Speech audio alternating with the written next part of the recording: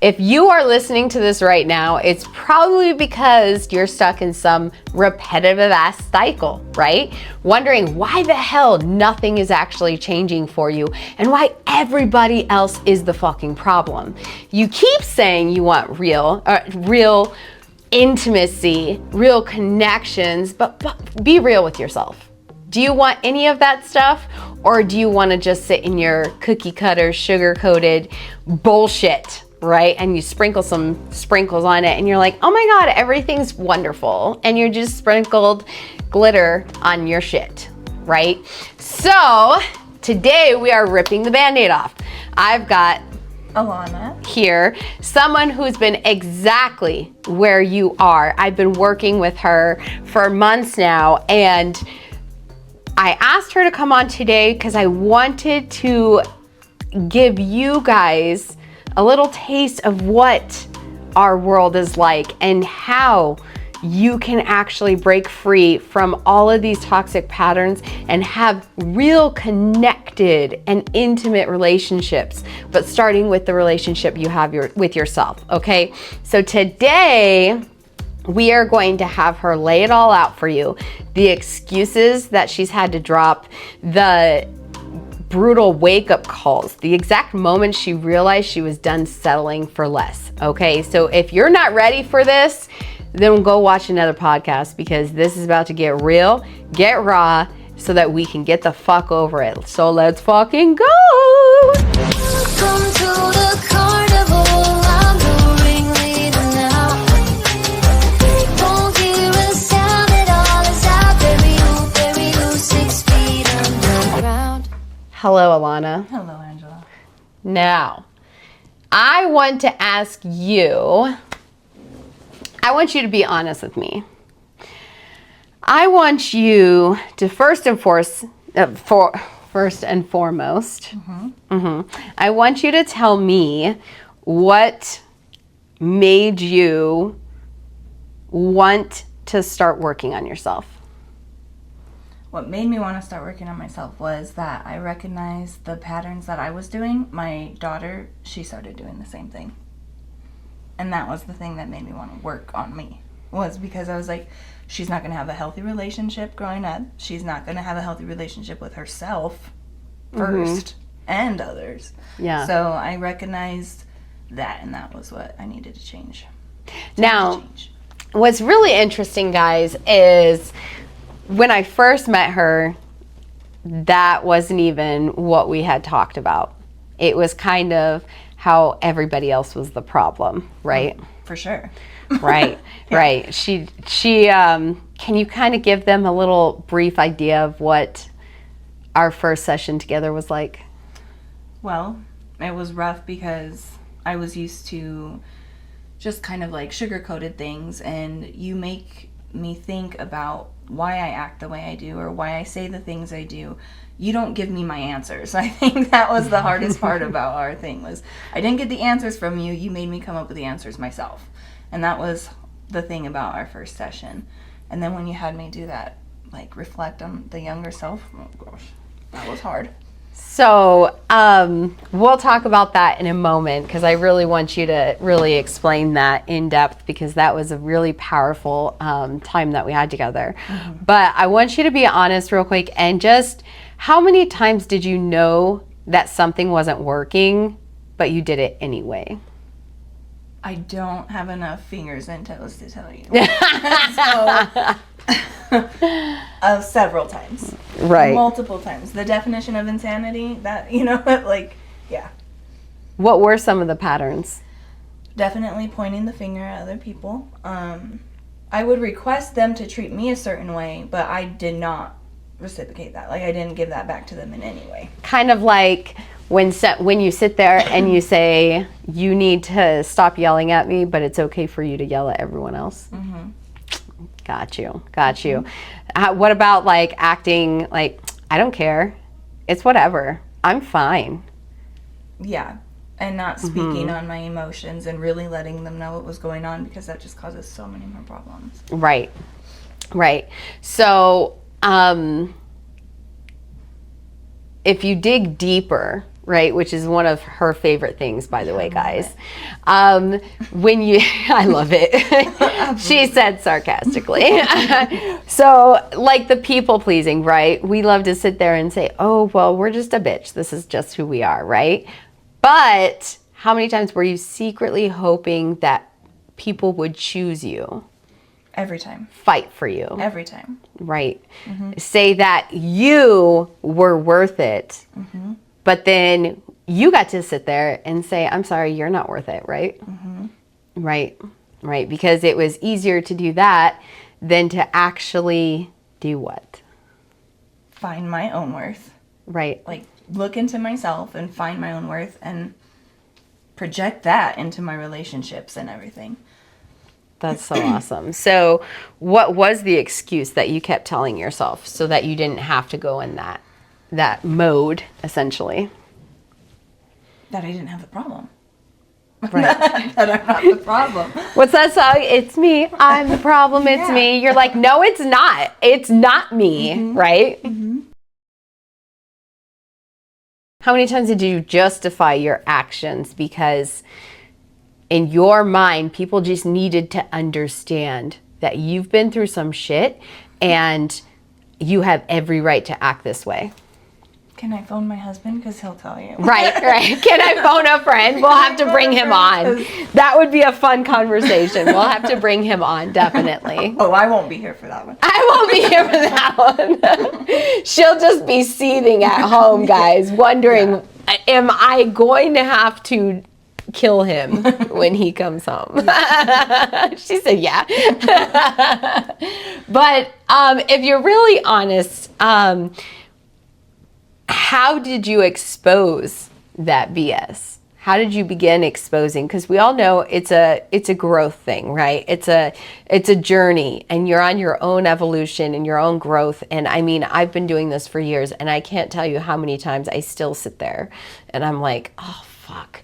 Or Justin will sit there, my fiance, he'll sit there and he's like, actually, don't you tell me that? And I'm like, what did you say to me? You know, I get really defensive, and then he's like, aren't you the one that taught me to do this? And you're like, I have never in all my years. Yeah. Right? That's happened to me too, yeah. Yeah. Yeah, I think when my husband told me, you know, you're just, all the times you tell me you're just being honest and you're being real, he was like, you're really just being a bully. And I was like, I have to swallow those words real quick, and I had to come up with something real quick, you know, like, right. No, I'm not. No, I'm not. But, oh, he was right. Because you can say something to them and you're like, I'm just trying to enlighten you. Yeah, I'm just exactly. being honest with you, right? But if they're honest in that way, what happens? Oh, no, it's a shit show. Right? You're like, they don't do that, You don't- actually. Yeah. And Justin said something to me that was he said, the most important thing to remember is that a man likes to be heard. My husband says the same thing. Right, right. So I'm sure, you know, there's billions of people in the world. And so obviously not everybody's going to think the same. Yeah. But it should still ring very true. In general, people like to be heard. Right? It's just that men internalize more so and we externalize. So when they don't do things in our time, in our way, what do? Well, we throw a fit. Right. And everybody else is the problem. And if you would just do this my way, in my time, how I say you need to do it, then everything would be fine. Right. But that's the problem. Right. Like, that's where he's like, how come you get to be master? Like, right. Which is true. It's Cracking the whip. Yeah, it's not fair. You know, it's not, things need to be even, and that's really hard for me. I'm still struggling. I struggle every single day. Yeah. Every single day. With learning where I don't want to say where my place is, but really it is where your place is, you know? Because I definitely have overstepped my own boundaries. For sure. So, how did you keep getting in your own way in that way? Well, I don't think I allowed myself to grow any. I don't think I was allowing me to actually learn and grow and change. I wasn't accepting change. Change is scary. Right. Change is not. I liked It's terrifying. Yeah, my last relationship, I had zero control, no control, and in this one, he's so nice, and I'm allowed to have that control, but I definitely take, like, you know, like you get an inch, I take like 17 miles, maybe like Right. a lot more. Yeah. Right. So, yeah. I definitely take control. And what is it to let go of that control? I haven't done it yet. I'll get back to you. I don't know. It's too scary. So I can tell you that in my 8-week program, which she is a part of my 8-week program, we are just going over, I was going over some week 7 stuff, which she has not seen the content in that, but it's about vulnerability. And vulnerability is the scariest shit in the world, right? And being emotionally available is another one. And what we do is we say everybody else is emotionally unavailable because they don't follow suit. But the real issue is actually just allowing someone else inside, right? Yeah, I think I asked you in our last time, like our group meeting, I was like, what even is vulnerability? Like, I'll yell at my husband, you're not being vulnerable, and whoever. I guess I didn't even know really what it was for me to be. Right. So that was different. Well, and vulnerability isn't just sitting there and saying, I'm going to emotionally dump on you and I'm going to tell you all of my wounds, right? And that's what we love to do is like you meet somebody for 5 minutes and all of a sudden they know all the traumas that you've been through. Yeah. But you don't actually, and you're like, vulnerability is talking about the things that you don't like talking about. The fact that you can be controlling, the fact that you can be a bitch, maybe the that's why I fact don't like that talking to you. right. I wasn't saying for you per se, but if I were to call you out on some things, right? What happens? It makes me nervous. It makes me Blood starts boiling. Yeah, and I don't start have getting an answer, defensive. really. Yeah, because I try to come up with a different answer probably, but it's hard. It's definitely hard. You get more Because of a you physical don't. feeling. Because people start seeing you past the layers. That you've allowed them to see. So I know she was talking to me earlier about all the books that she read. When she first met me, it was, well, I've read a lot of books and I've done a lot of programs. So shadow work, inner child work. I'm kind of a pro on it. And that's not to degrade any other program, but the difference with what we do is I get to the deep layers. So where most of the like woo woo and, happy, let's all like be spiritual beings and shit, right? Which is all good, right? Because we do need a balance, but the problem is that we don't go to the deep layers. We don't get curious about the deep layers. It's because it's comfortable to do the woo woo. It's comfortable to do all these other practices, right? We do the tapping and we do the meditation, we do the chakras, we do all those different things. I did the stones, I did all the things. Right, but the moment somebody tells you that you have to change something or that something makes them uncomfortable, what do? Defense. I am who I am. I'm acceptable the way that I am. And then you blow up at people and you wonder why. You blow up at your kids and you wonder why. You tell them, stop being so fucking angry. Stop yelling at you. Why don't you open up to me? But you can't even open up to them.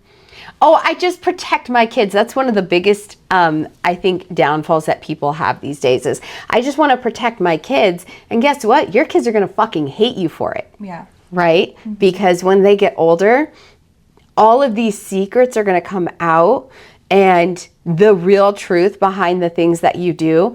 And your kids are going to resent you, whether it's good or bad, because you didn't think it was something that they could handle. you didn't think that it was important enough that they were in on the conversation. And nobody wants to actually admit that, right? Oh, that's adult conversations. Oh, that's cool. So when your daughter becomes pregnant at 15, then let's have that conversation again, right? Because she didn't get the love and the validation. And I remember one of the things that I talked to Alana about that she gets really uncomfortable with, and I'm going to mention it just for her. Do you remember one of our conversations where you were talking about how angry you get, like how panicky you get, and your anxiety goes high, and you want your daughter to just understand, you don't want her to make the same mistakes. And then what did we do? Was that when you made me figure out what's going on with me? Yeah, that was very intense. We had to do, I don't know, would you call it? I don't want to say like a regression, because that's not really what it is. No. But what would it be like? We did a reflection. And we did, we basically dove really deep into her inner patterns, her innermost behaviors and patterns. And for that, what we had to do was meet with a younger version of herself. Now, I know most of the programs out there, they want you to like focus on the future and focus on, but the only problem that I would say with that is that you leave pieces of who you are on the wayside, essentially, because you're like, oh, well, I want to be this person. And what would it look like if you were this person? And so you just try to become this Live person. that way every day. Yeah. And it's stressful and it's exhausting as fuck, because you're not accepting that sometimes you're allowed to get angry. And that's the biggest thing, right? So what did you come across? What did you realize when we had to do that? That visualization of the younger version. Well, I definitely needed to, like what you were saying, you can't just like wake up and live a certain way and expect it to be that way if you're not focusing on things that you need to heal. Because when we did that little, reflection, I had to go back to like 17 to 20-year-old me around that age, because that was when I was really hurt. And that was really difficult to do. That was very difficult to do, but recognizing that she's a part of me and I can't just leave her behind, and I have to help heal her in order to be a better person of who I am now. I just can't pretend I'm somebody else without going back to who I was, and recognizing that I have some shit that I need to go through. I have some stuff that happened to me, and it's okay to be upset about that, but I can't put that on like my family now, because they're not the same people that were involved then. So I have to definitely learn how to separate the two. Does that make any sense? It does. Does it make sense for you? Yeah, no, it does. Yeah. Yeah. Yeah. And I think one of the biggest thing, the oh shit moment, right? That you realize like, oh, like she said, I am the problem. Oh, I am the problem. And I was like, and you're still wrong. Because the problem is that nobody is the actual problem. Our behaviors, our experiences, right? If somebody assaults you, if somebody is verbally abusive to you, if somebody is physically abusive, if somebody is sexually abusive, they all had things happen to them. And the problem is that we tend to look at everything from right here where we're at. And we think the whole world needs to look at things the way we do. We think the whole world needs to sit there and that everybody is thinking about us. But in actuality, how many people are actually sitting there and thinking about you on a day-to-day basis and dissecting your every move? How many people do you actually think are doing that? None. Right. Because you know what they're probably doing? What I'm doing. The exact same fucking thing. It's like those people that sit there and they're like, that person's giving me a dirty look. Right? And you're like, ugh, and you want to sit there and you're like, I want to say something to them. in actuality, you have no fucking idea what they're thinking inside their head, right? What are the possibilities that could be going on in their head? They're insecure.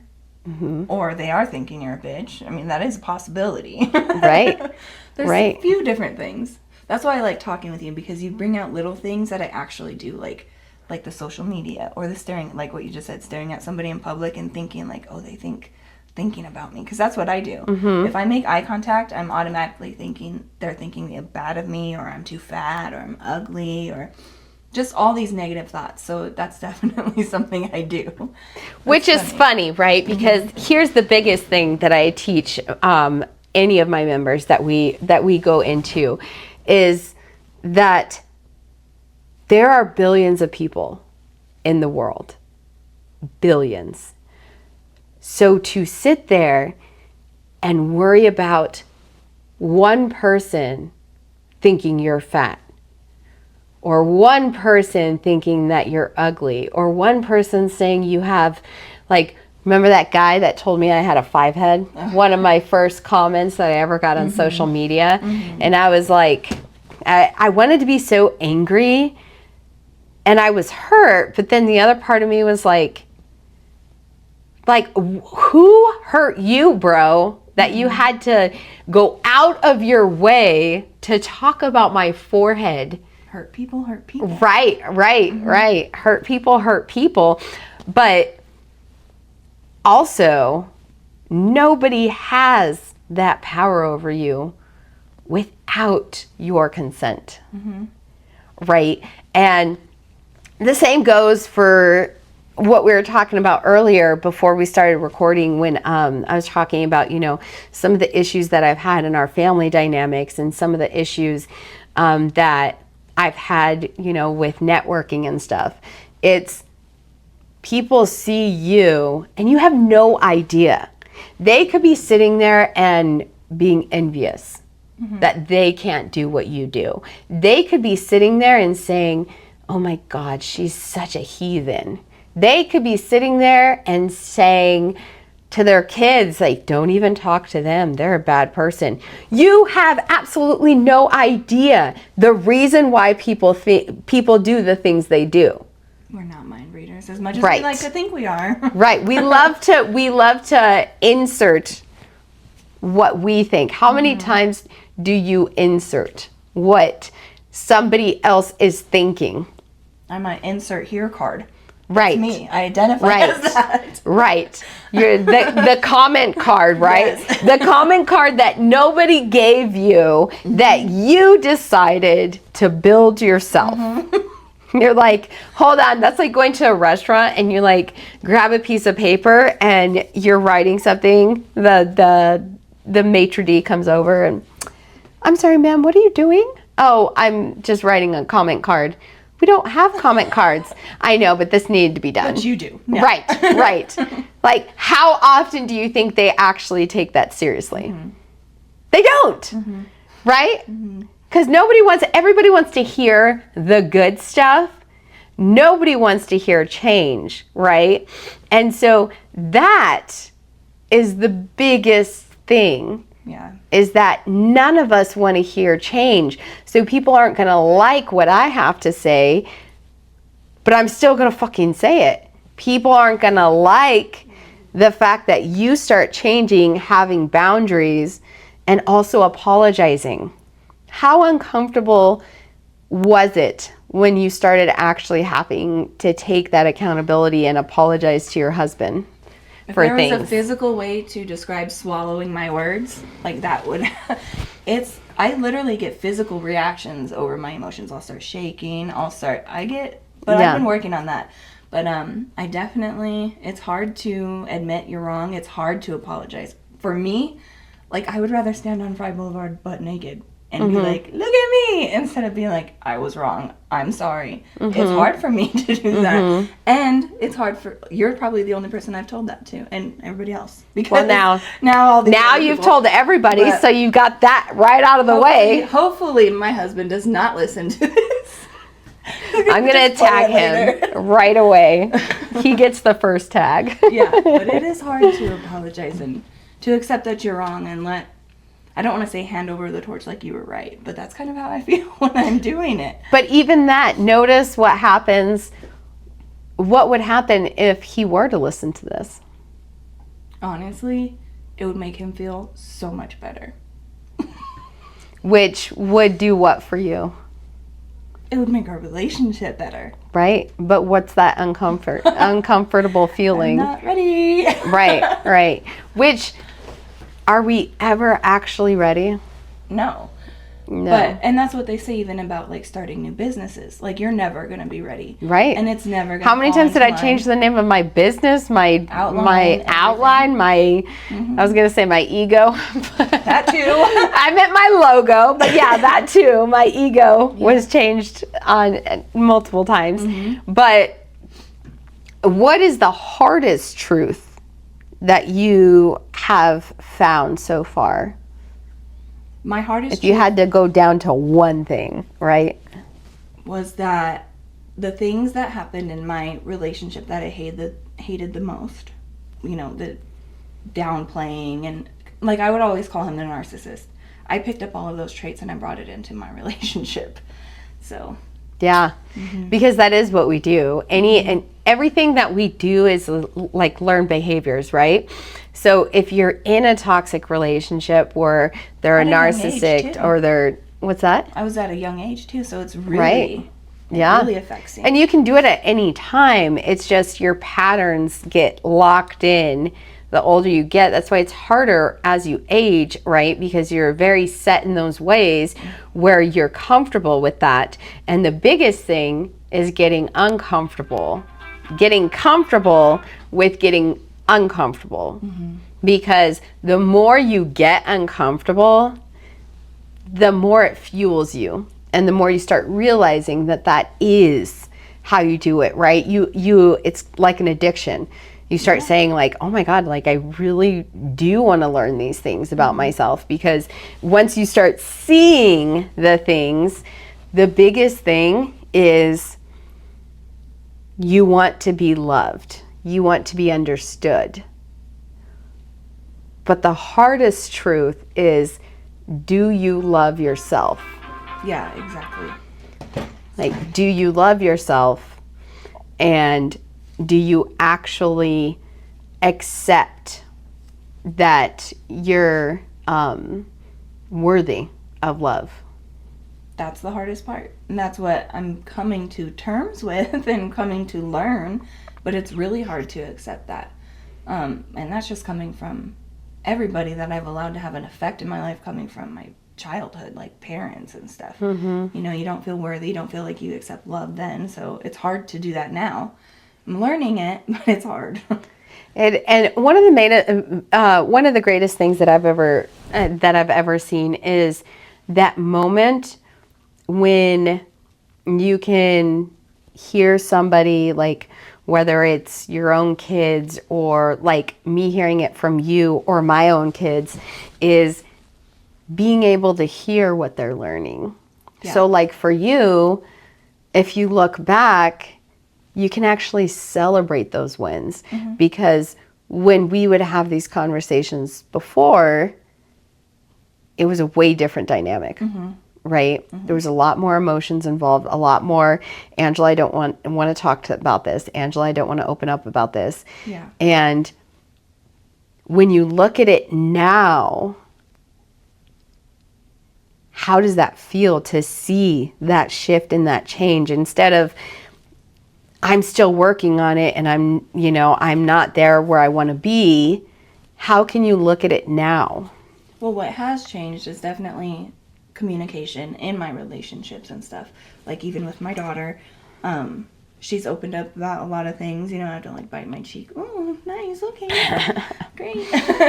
But you know, she's like, thanks mom for being so cool about that. And that's what makes up for it. That's what makes it a big deal. She hugs me more. We talk a lot more. My husband and I communicate a lot better. Still working on things, always working on things, but things are they're just a lot better now with everybody. And you know what's crazy is that what people don't realize is that your kids act the worst with you.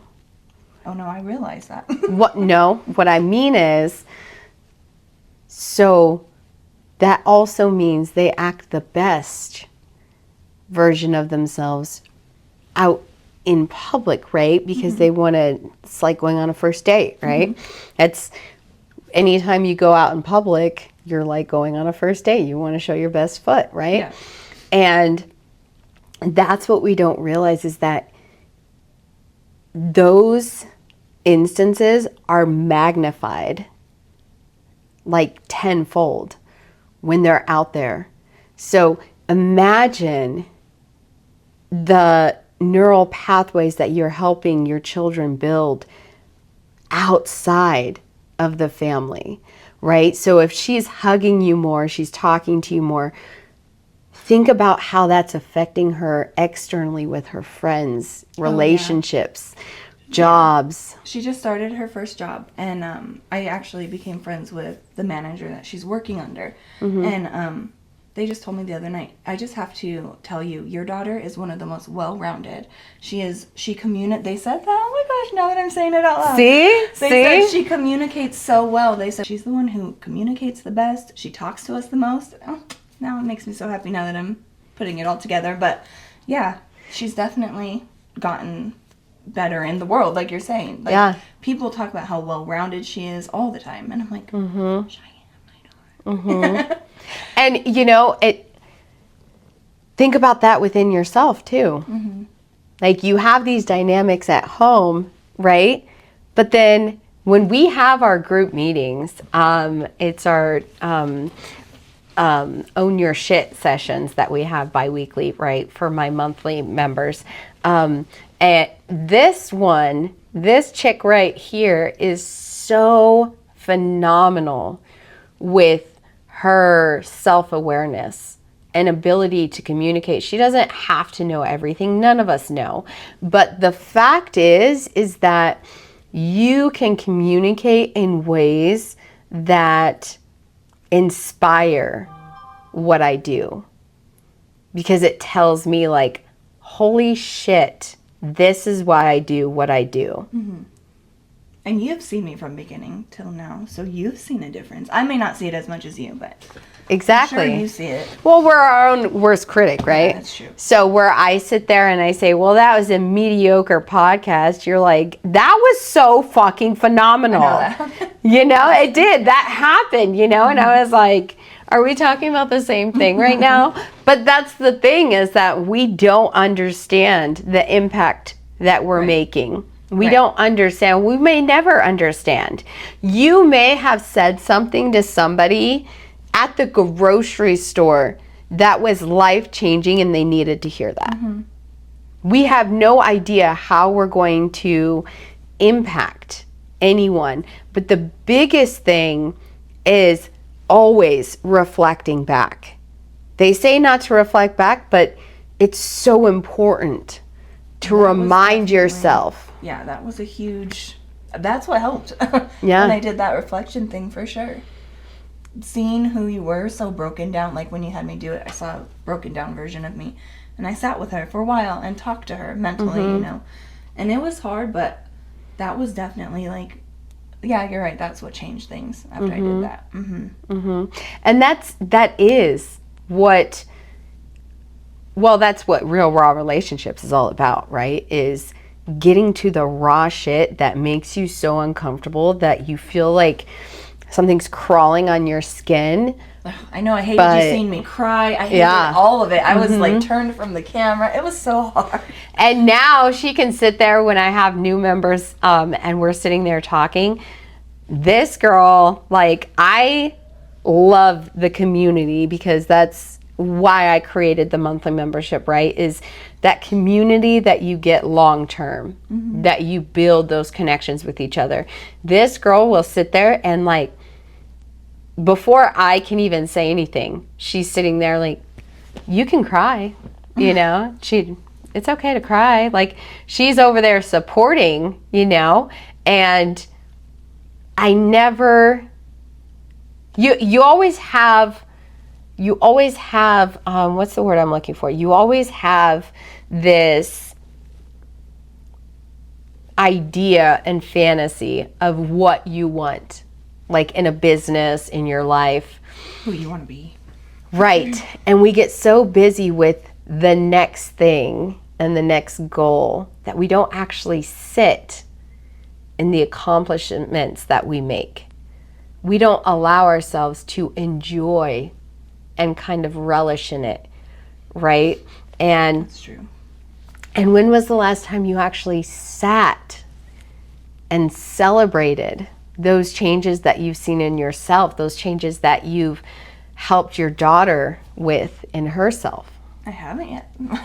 Yeah. I haven't yet. So I think it Probably just when I was telling you and realizing, speaking it out loud, that was the most celebratory I felt about it. I could feel it. I could Yeah. feel it, that energy, that, brightening. Like, it's so funny to me because I have like my kids with their issues, right? And when I talk to the dean and when I talk to the therapists and everything, it's like when I explain the way my kids used to be, they're like, they don't even believe me. That I can't tell you how many times people thought I was like delusional or crazy or that I was the problem. They see me as the problem whenever they have any kind of issues. And I'm like, you have no idea where these kids came from. Yeah. And that's the thing. They don't. They may never know. Nobody may ever know. So that is why it's so important for you to celebrate those things. Yeah. For you to celebrate who you are, right? And the confidence in this woman, let me tell you, she does have these things that she's saying she's still working on, but the confidence in her is so incredibly surreal. Thank you. The way she's called me out a few times where I've gotten upset about something in a meeting or I've gotten me calling you on your phone. yeah, it's fine. It's fine. I need it sometimes. She'll sit there and she's like, oh man, do you care what other people think a lot or something? I'm like, shit, you're I like to right. make fun You're of her when right. she messes up when she's talking. I love it. I love it. I love it. She calls me out on my shit, and that's the good thing too. Just to right? get back a little bit, Right. It's that feeling of like kind of like when you talk to your therapist, and then you start realizing stuff, and then once you get to know the therapist, you realize some of their stuff, and you call them out even once. All it takes is once, and you're like, yes, victory, right? So, and it doesn't mean that you're never gonna have to. You're ever going to be at that spot where you think that you're just good. It's actually the complete opposite, right? Because the bold truth is that you will never, ever be fucking perfect. As much as we think we are. Right. I like to project that. Right. So I want to ask you right now, in the present, what's different about you now? Definitely communication and the way that I see myself I don't see myself as broken, as much, if that makes sense. There's still little pieces we got to glue together, but we're doing okay. But it's definitely better. I don't see myself as weak anymore, broken, sad. I feel just all around as a better person, if that makes sense. I love that. I love that. So, and what's something you never thought you'd be able to do, but now it's just like more of a normal thing for you? Admitting I'm wrong. So that's hard, but I've been doing it. It is. It doesn't get easier. No, it never gets easier. That even, especially with your own kids, when you have to actually sit there and say, I'm wrong. With the kids is even harder. Because they, that They will use that against you later. always, they're always going to use it against you, right? So I know that some of you are listening to this and you're thinking, damn, that's fucking me. I'm like that, right? And if that is you, then you got two choices, right? You can keep doing the same shit, stay stuck, and keep listening to the podcast, which, I mean, if you're listening to the podcast, then it's still a win. You're welcome. But the other option is you can decide that you're done with entertaining people, situations, habits, the things and patterns that haven't been serving you, and you're too scared to admit that they're not serving you. You know you're fucking doing it, and you know that it's ruining your relationships, but it's realizing that you are worth more than that. They are worth more than that. And if you want to have real confidence, connection on a consistent basis where you can communicate, then I want you to hit me up. You can go on my website, realrawrelationships.com. You can go and follow me on Instagram, on TikTok, YouTube, all the fucking things. Follow me, subscribe. But if you don't do anything else, I want you to just learn to sit with who you are and become curious with the potential of who you want to be and how the fuck you're gonna get there.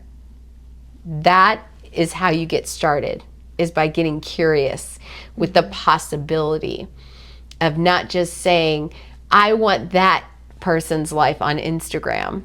I want this person's life. Is saying, I want my life. And what does my life look like? That is where real power comes in. And I wanted to leave with this. I want to know if you have anything you would like to share. Boundaries. So I've definitely been able to work on boundaries. I didn't say that. With people that I used to constantly say yes to, people that I used to make my schedule crazy. You know, my days would be crazy because I'm running hair for them and doing this for that person or whatever. Boundaries. I've been able to put boundaries in place and use and utilize them. Like, nobody's coming to my house and living with me anymore. I'm not taking care of nobody anymore. Like, that's so boundaries have been really nice, and I've been able to withhold them, like stick to them. That's so I've been awesome. able to do that with your program. That is amazing. Now, is there anything that you want to say to them to basically encourage them moving forward? Yeah, if you just stay stuck, nothing's going to change. If you just continue to watch or listen to the podcast, fine, that's great. I'm sure things will help. But if you don't actually make the steps and make the moves, then nothing changes. And you already know that. Right. We all know it, but it's a matter of actually getting our asses up and doing something with it. Self-reflection. Right, self-reflection. So with that, I will say thank you so much for joining today. Don't forget, I am working on a series that's going to be working on patterns, how to fix those patterns. It will be my podcast series, and I'm super excited about it. It's going to be very intense. It's going to be very awesome. So make sure you remember to subscribe, follow, and comment. I love to hear comments, questions, anything that you guys are thinking about or it's on your mind. All right. Thank you so much. You guys have a fucking awesome day.